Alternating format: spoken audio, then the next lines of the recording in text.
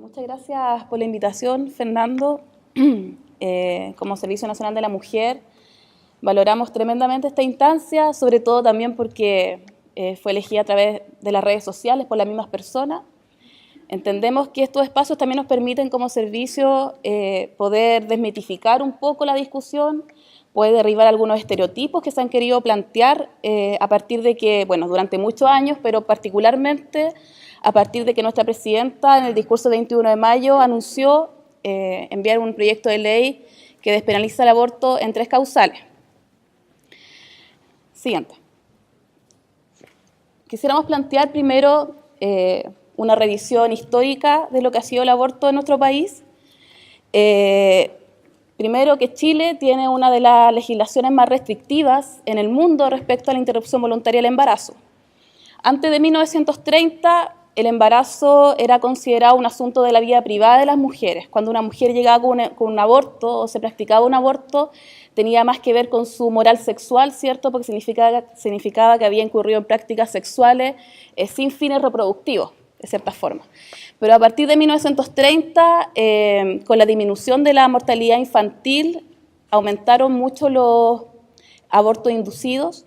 Por lo tanto, se decidió en 1931 legislar respecto a la interrupción voluntaria del embarazo, solamente con fines terapéuticos en caso de riesgo vital de la madre.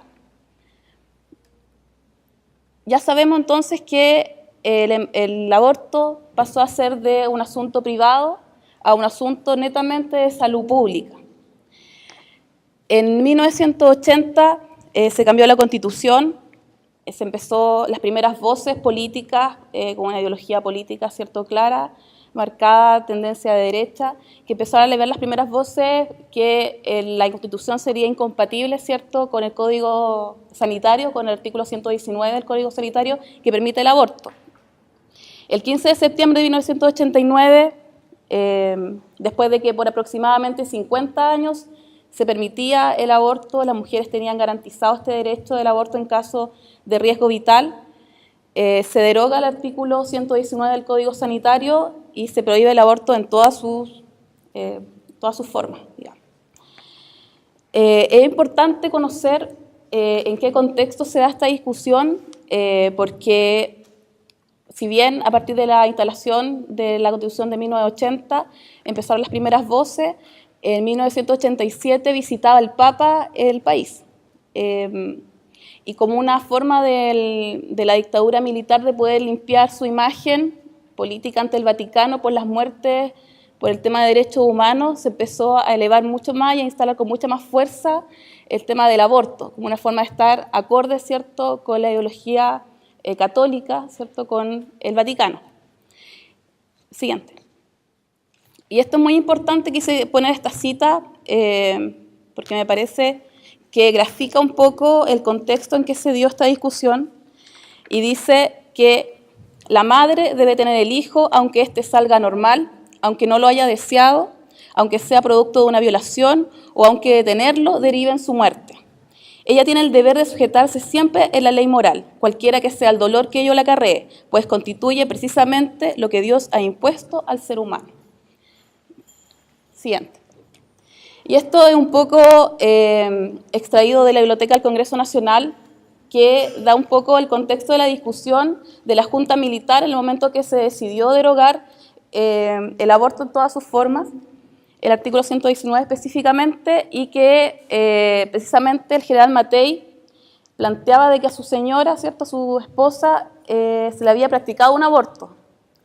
Y él decía de que ese aborto fue practicado a través de un medicamento y que si eso sería ilegal frente a lo que estaba planteando la Junta Militar de derogar el aborto.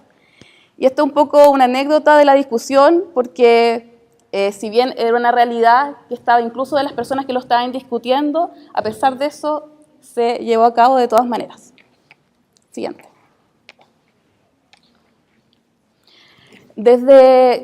Bueno, como se planteaba anteriormente, desde 1989 se han presentado muchas iniciativas respecto al tema de aborto, pero de todas ellas efectivamente sí se discutió una en el Congreso que fue el año 2012. Siguiente. La primera, ¿cierto?, 91 de la diputada Adriana Muñoz, junto a otros diputados, que propone despenalizar la interrupción voluntaria del embarazo en casos con fines terapéuticos. Siguiente. El 2009, Álvaro Escobar, Fulvio Rossi, etcétera, y también planteaban con fines terapéuticos y también siempre bajo el tema de que fuera documentado por al menos 2 médicos. Siguiente. Este un poco tuvo mayor repercusión por el tema político, porque lo planteó Fulvio Rossi, que es PS del Partido Socialista, y Evelyn Matei, que es RN. Y era una ley que se proponía un poco más restrictiva, que planteaba precisamente de que a consecuencia de un tratamiento que se le dé a una mujer que pueda producir un aborto, que eso no sea en el fondo, que no esté fuera de la ley. Siguiente. Este también tuvo repercusiones políticas porque precisamente fueron solamente diputados de la democracia cristiana y senadores de diputadas de la democracia cristiana quienes planteaban también que no se considerara el aborto la acción destinada a salvar la vida de la madre, en caso que se le aplique nuevamente un tratamiento. Siguiente. Esta iniciativa de mayo de 2013 también tiene un componente distinto porque se plantea a través de la organización Miles, que es una organización de mujeres que precisamente trabaja el tema de la despenalización del aborto en Chile.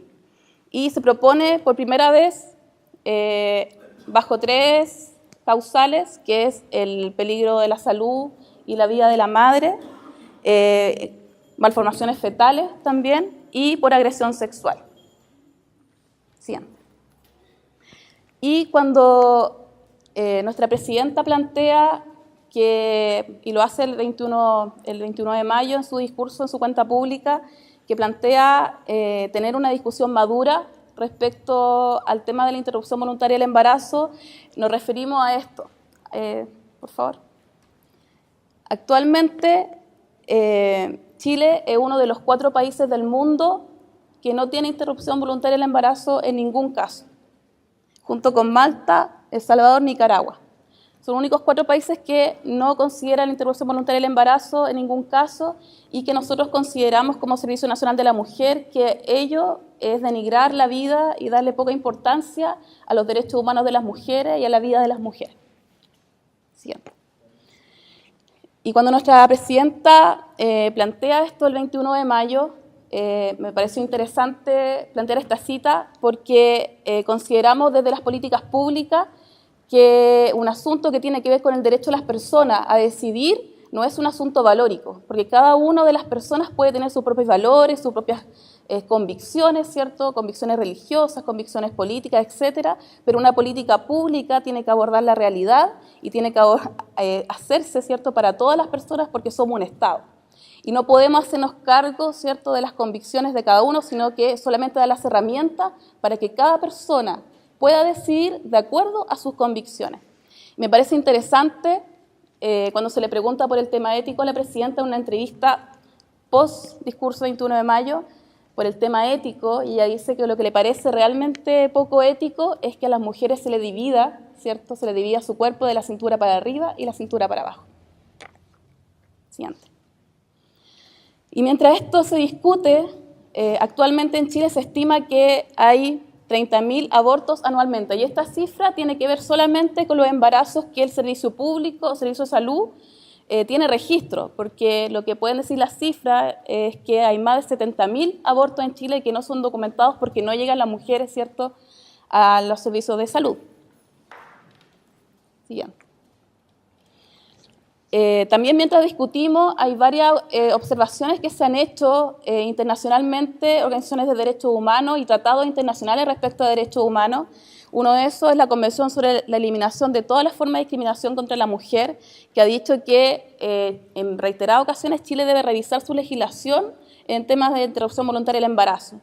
También me parece que el Comité de Tortura contra toda forma de discriminación y tortura ha planteado de que obligar, ¿cierto?, a los médicos a denunciar a las mujeres que llegan con aborto al servicio de salud también es una forma de tortura, ¿cierto? Por una parte, las mujeres no van a denunciar y pueden morir efectivamente cuando se practica un aborto en la ilegalidad, ¿cierto?, lejos de la política pública, lejos de las políticas sanitarias. Y por otro lado, someterla a interrogatorios también es una forma de tortura, como lo ha planteado el Comité Latinoamericano de derechos humanos. Siguiente. Y cuando hablamos de interrupción voluntaria del embarazo desde la perspectiva de los derechos humanos, nosotros pensamos de que tenemos que plantearnos desde la autonomía de las mujeres. Y el concepto de autonomía es un concepto desarrollado políticamente por organizaciones de mujeres y que efectivamente con la instalación y por la instalación del nuevo Ministerio de la Mujer y la Equidad de Género, la autonomía va a ser un concepto que va a estar en la misión y visión del futuro Ministerio de la Mujer y Equidad de Género. Y va a tomar la definición que hace la CEPAL respecto a esta, dice que la autonomía es la capacidad de las personas para tomar decisiones libres e informadas sobre sus vidas, de manera de poder ser y hacer en función de sus propias aspiraciones y deseos, en el contexto histórico que las hace posibles. Es una definición que hace la CEPAL respecto a autonomía. Y nosotros como Servicio Nacional de la Mujer planteamos la autonomía física de las mujeres, que tiene que ver con el control sobre su cuerpo, su sexualidad y su fecundidad, su reproducción. La autonomía económica, que son oportunidades para velar por su bienestar y satisfacer cabalmente sus necesidades. La autonomía política también, que tiene que ver con el ejercicio libre e informado de sus derechos individuales y colectivos. Y la autonomía sociocultural, que implica el derecho a una identidad propia, a una identidad no impuesta, por supuesto, y a la autoestima y a la valoración de las mujeres, sobre todo en su reconocimiento del trabajo no remunerado, que es algo que también se desarrolla mucho. Siguiente. Y la propuesta del gobierno de hoy, después de mucho tiempo de poder ocultar este debate, que se ha ocultado mucho, se ha mantenido como en el tabú, ¿cierto? Primero, dejar de ocultar el aborto, reconocer que esto es algo que sucede, que día a día las mujeres viven en la clandestinidad y sobre todo que afecta a las mujeres más pobres, porque sabemos que es muy fácil acceder fuera del país y muy cerca de Chile a un aborto. Segundo, hacernos cargo de esta realidad existente. Como Servicio Nacional de la Mujer, en este momento se están revisando todas las iniciativas legislativas que se han presentado desde el año 90 para poder formar y presentar una o bien recoger una de las iniciativas que esté presentada, haciéndonos cargo también de todos los colores políticos que han hecho indicaciones respecto a la interrupción voluntaria del embarazo. Y sobre todo la necesidad de abrir este debate, que no solamente se debata, ¿cierto?, en el Congreso, sino también en instancias como esta, en instancia académica, en instancias con las mujeres organizadas, en las poblaciones, ¿cierto? Desde todos los ámbitos de la sociedad podamos aportar a la construcción de un debate serio, ¿cierto?, sin caricaturas, sin estigmatizaciones respecto a la interrupción voluntaria del embarazo. Siguiente. Y lo principal es que lo que ha dicho nuestra ministra también es que la interrupción voluntaria del embarazo no se va a promover como un método anticonceptivo. También se ha querido ver que la agenda de género es netamente la interrupción voluntaria del embarazo, porque es lo que precisamente más ruido ha traído en los medios de comunicación, pero la agenda de género tiene mucho más que la interrupción voluntaria del embarazo, precisamente las políticas destinadas a fortalecer la autonomía de las mujeres en nuestro país. También plantear una ley de derechos sexuales y reproductivos, acorde a las realidades y sobre todo a las opciones que cada una de las personas tengan. Frente a ello también vemos la necesidad de instaurar una educación sexual laica y humanista. Tenemos solamente 2 experiencias desde el 90 hasta ahora de educación sexual, que uno es Las Jocas, que nuestra región fue una región piloto y duró solamente 6 meses, por sectores conservadores que se opuso a que pudiéramos hablar de sexualidad en los colegios. Y otra experiencia, el año 2005, sobre la construcción de un manual de educación sexual que después no fue aplicado efectivamente en los colegios. Siguiente. Junto con ello, la agenda de género de la presidenta tiene plantea la necesidad de acceso a salud sexual y reproductiva, acceso oportuno a la salud sexual y reproductiva, la disponibilidad también de los métodos anticonceptivos. Hace poco sabemos de que es posible acceder a la píldora de emergencia. No todos los municipios la tienen disponible. También tiene que ver con las convicciones políticas de los alcaldes. Por lo tanto, es necesario que la comunidad también se plantee respecto a esto de que existe que está aprobada, ¿cierto?, la píldora de emergencia y que es necesario y que es obligación de los centros de salud tenerla. Y junto con ello también la interrupción voluntaria del embarazo en los 3 casos que le nombraba anteriormente. Muchas gracias.